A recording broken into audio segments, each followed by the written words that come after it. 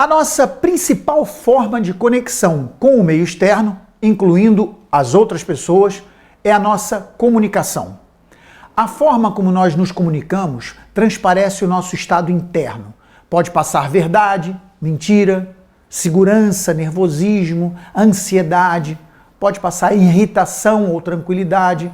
Enfim, você através da comunicação poderá se ajudar ou poderá comprometer negativamente os seus resultados. Como é que isso funciona? Eu sou Maurício Colpas e hoje nós vamos falar sobre formas de comunicação.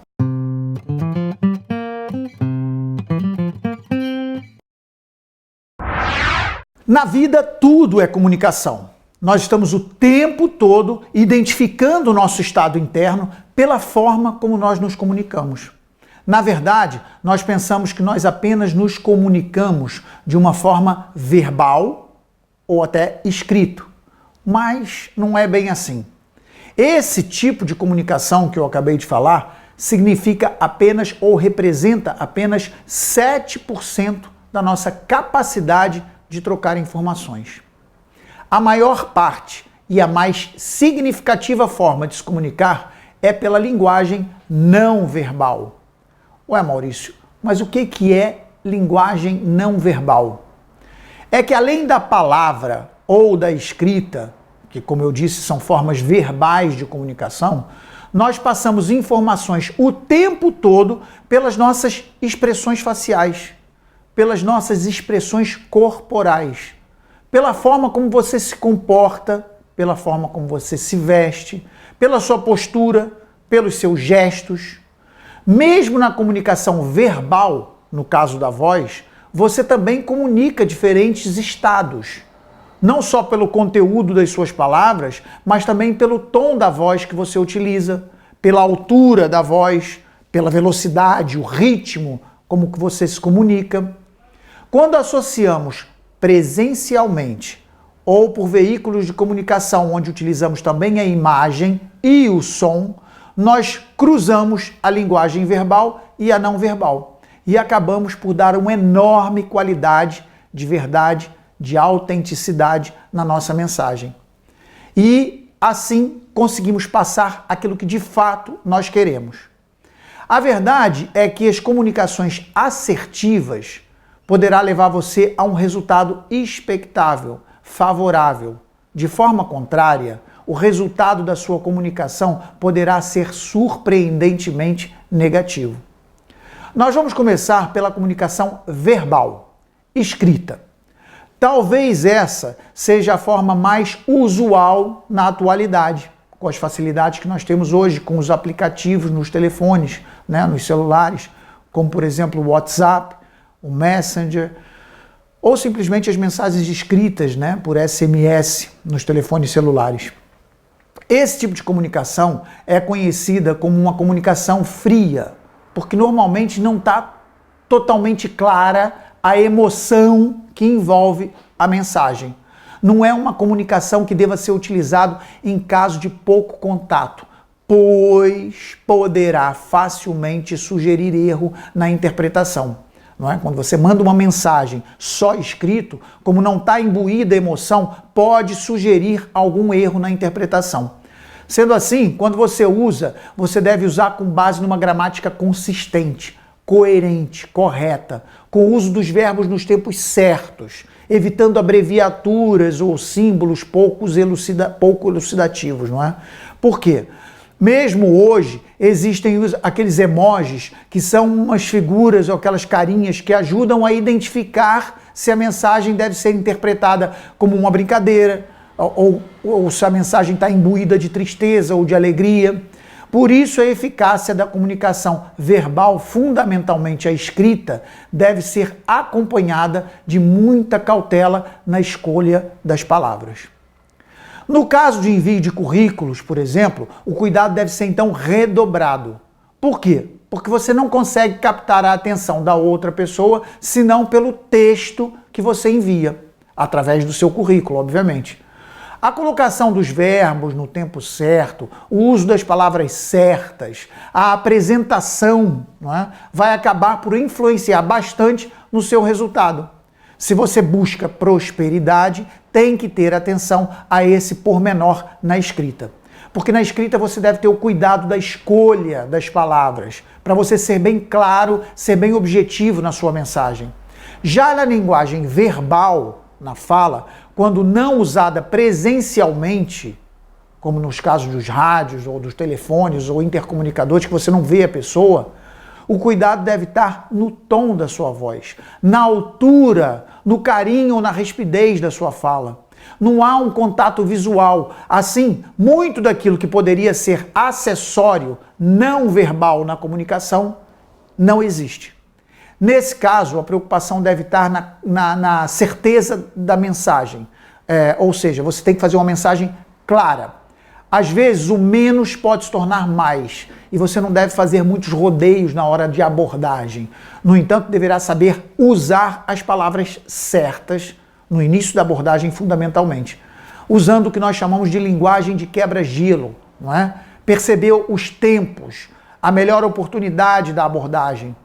Quando você está em comunicação verbal, falada, e é presencial, como no caso de uma apresentação de um trabalho, por exemplo, um discurso qualquer, uma oratória, né? Algo que simplesmente você tenha uma conversa para que você tenha um objetivo, que seja lá qualquer que seja o fim, é importante que você tenha conhecimento da gramática que você utiliza, que você tenha um amplo acervo do seu vocabulário.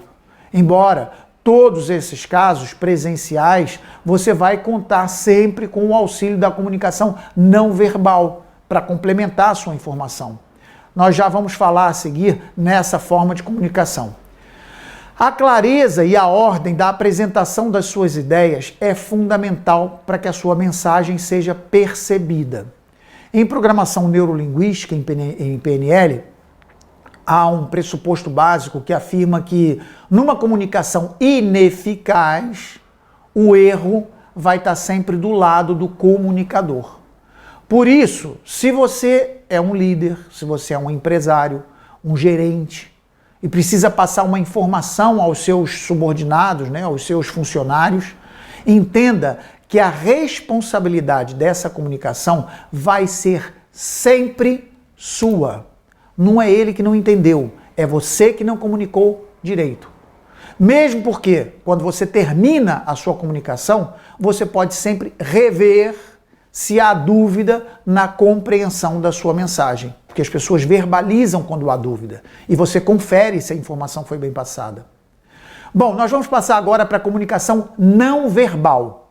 Nessa forma de comunicação, nós utilizamos os gestos, os toques, os olhares, as microexpressões faciais, postura, tudo que representa a sua emoção no decorrer de uma conversa.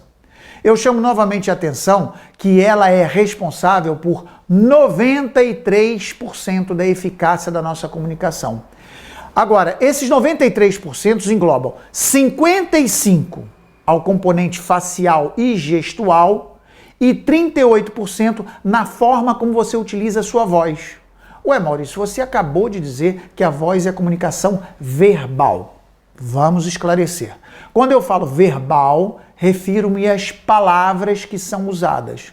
Quando eu falo da forma como você usa as palavras, eu refiro ao tom dessas palavras, a velocidade que você usa, a altura que você fala. Esses, então, são os 38% não verbal. É importante que você saiba dosar como usa no seu corpo as suas expressões para se comunicar, para passar uma mensagem. Tem que ser dosado. Quando você exagera muito nos gestos, você acaba por poluir a comunicação. Se eu estiver aqui falando, começar a... Enfim, é como se as pessoas não ouvissem o que você diz e você acaba por gesticular demais, tudo em cima daquilo que você já disse, e isso acaba por atrapalhar, em vez de retificar a informação do conteúdo da sua mensagem. Tem pessoas que estão sempre falando e tocando na outra pessoa. Já reparou que tem sempre gente que, quando fala, toca, segura no braço, bate na mão, bate no ombro, coisas desse gênero. Esse artifício, quando é vicioso, ou vira um hábito, acaba por incomodar a outra pessoa. E aquilo que você quer usar para reforçar a sua chamada de atenção, acaba sendo uma ferramenta de poluição na comunicação e acaba por fazer o efeito contrário.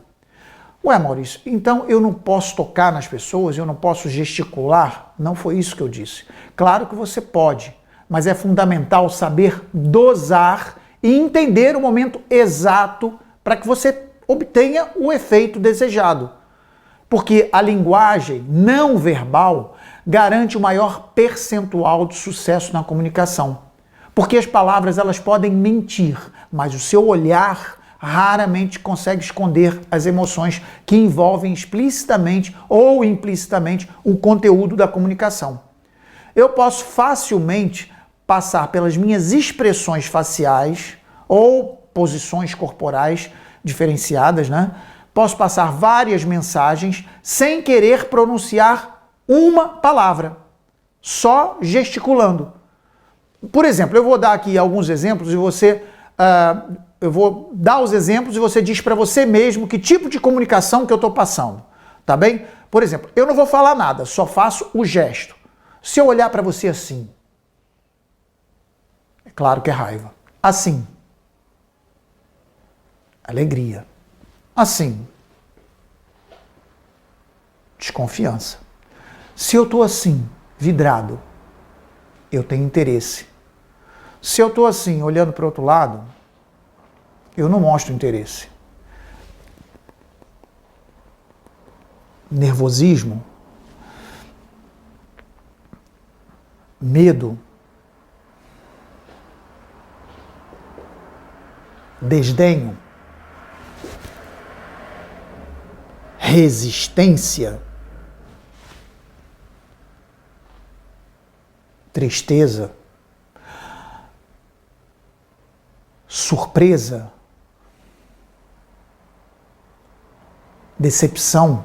O mais interessante disso tudo é que quando você percebe isso com clareza, você não só consegue passar bem a sua mensagem, tornando a sua comunicação mais efetiva, mas também consegue fazer uma melhor leitura das pessoas que se comunicam com você. Aprendendo isso, você fica mais atento a essa leitura, a esses sinais corporais. Você faz uma análise prévia do comportamento de quem está se comunicando com você. Você consegue identificar se há verdade, se há segurança, se há improviso ou se o assunto está bem estudado por parte da pessoa que está se comunicando com você.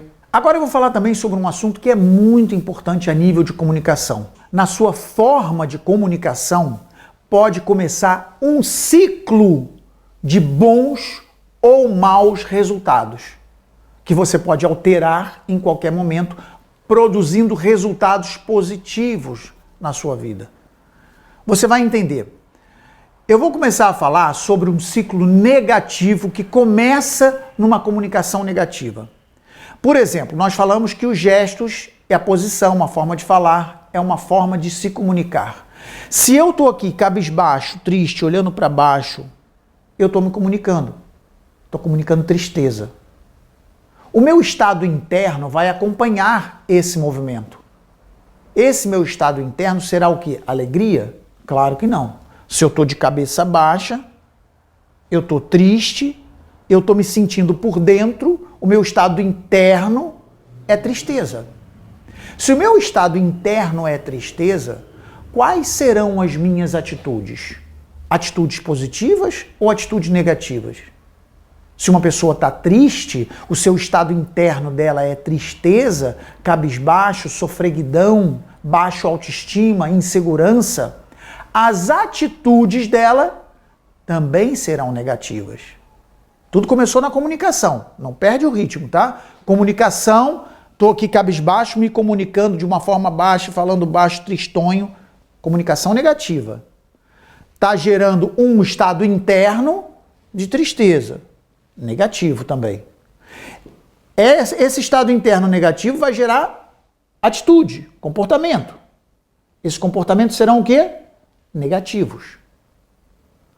Quando eu começo a repetir muitos resultados negativos na nossa vida, eu começo a criar um caminho neurológico de resultados negativos.